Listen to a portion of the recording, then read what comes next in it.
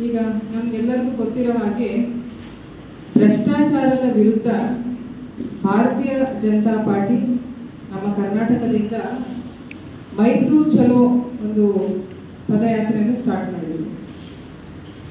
ಇದು 6ನೇ ದಿನ. ಇವತ್ತು ಆಲ್ರೆಡಿ ಮಂಡ್ಯಕ್ಕೆ ಹೋಗಿ ತಲುಪಿದ್ದಾರೆ ಅವರು.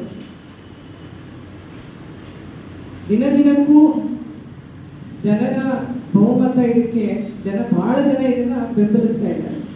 ದಿನ ದಿನಕ್ಕೆ ಪಾದಯಾತ್ರೆಯಲ್ಲಿ ಪಾಲ್ಗೊಳ್ಳುವ ಜನರ ಸಂಖ್ಯೆ ಜಾಸ್ತಿ ಆಗ್ತಿದೆ, ಕಡಿಮೆ ಆಗ್ತಾ ಇದೆ. ಇದು ನಮ್ಮ ಪಕ್ಷದಿಂದ ಕರ್ನಾಟಕದ ಕಾಂಗ್ರೆಸ್ ಗವರ್ಮೆಂಟಿನ ಭ್ರಷ್ಟಾಚಾರದ ವಿರುದ್ಧ ನಾವು ಒಂದು ಪಾದಯಾತ್ರೆಯನ್ನು ನಾವು ಸ್ಟಾರ್ಟ್ ಮಾಡಿದ್ವಿ. ನಾವು ನೋಡಿರೋ ಹಾಗೆ ಅನೇಕ ಕಾಲದಿಂದ ಭ್ರಷ್ಟಾಚಾರ ಆಲ್ಮೋಸ್ಟ್ ಕಾಂಗ್ರೆಸ್ DNA ಇದೆ ಅಂತ ಹೇಳ್ತೀನಿ. ಕಾಮನ್ವೆಲ್ತ್ ಗೇಮ್ಸ್ ಆಯಿತು, 2G 3G ಆಯಿತು, ಸಬ್ಮರೈನ್ ಆಯಿತು, ಬೋಫೋರ್ಸ್ ಆಯಿತು, ಅನೇಕ ವರ್ಷಗಳಿಂದ ಇದು ನಡೀತಾ ಇದೆ. ಅದೇ ತರ ನಮ್ಮ ಕರ್ನಾಟಕದ ಇತಿಹಾಸ ನೋಡಿದ್ವಿ ಅಂತಂದ್ರೆ ಬಹಳ ಹಿಂದೆ ಹೋಗೋದು ಬೇಡ. ಸಿದ್ದರಾಮಯ್ಯ ಅವರು ಲಾಸ್ಟ್ ಟೈಮ್ ಯಾವಾಗ ಚೀಫ್ ಮಿನಿಸ್ಟರ್ ಆಗಿದ್ರು ಅವಾಗ ಲೋಕಾಯುಕ್ತ ಅಂದ್ರೆ ಕೊಂದ್ಬಿಟ್ರು, ಅವರು ಅಸಾಸಿನೇಷನ್ ಮಾಡಿದ್ರು.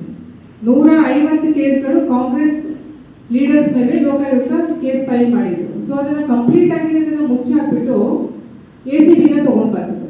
ಸೊ ಅಲ್ಲಿಂದ ಅವರು ಅವ್ರ ಆಫೀಸರ್ಸ್ ಹಿಡ್ಕೊಂಡ್ಬಿಟ್ಟು ಸಿದ್ದರಾಮಯ್ಯ ಅವ್ರ ಪರವಾಗಿ ಒಂದು ಬಿ ರಿಪೋರ್ಟ್ ಅನ್ನು ಹಾಕಿದ್ರು.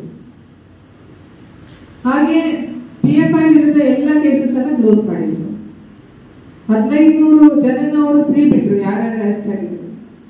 ಇದು ಯಾಕೆ ಹೇಳ್ತಾ ಇದ್ದೀನಿ ಅಂದ್ರೆ ಇತಿಹಾಸನ ನಾವು ಯಾವತ್ತೂ ಬರೆಯಕ್ಕೆ ಹೋಗಲ್ಲ.